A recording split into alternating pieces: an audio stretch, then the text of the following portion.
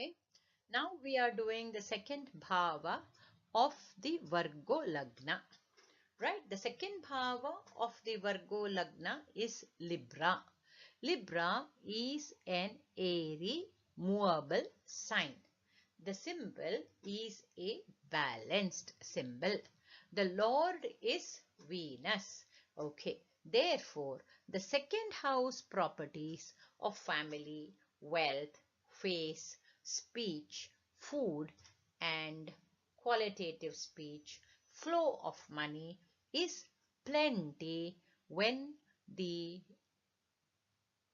Rashi falls in Libra.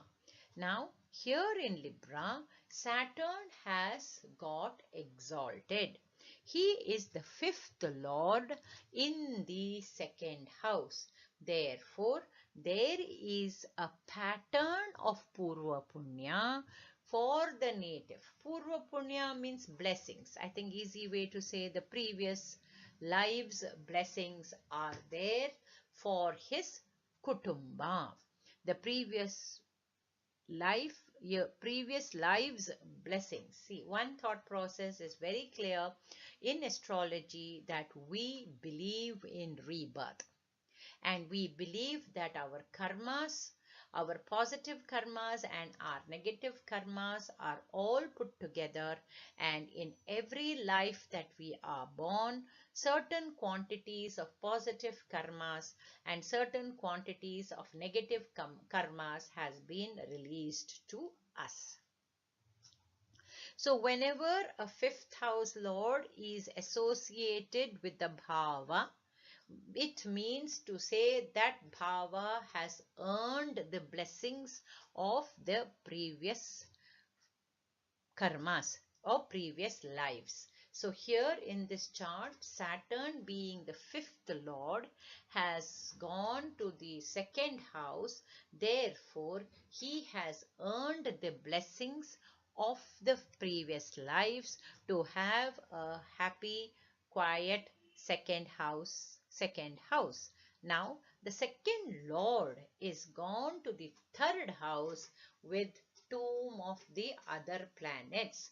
Now, instead of trying to delineate those houses with respect to second house, we shall do the delineation when we do the third house.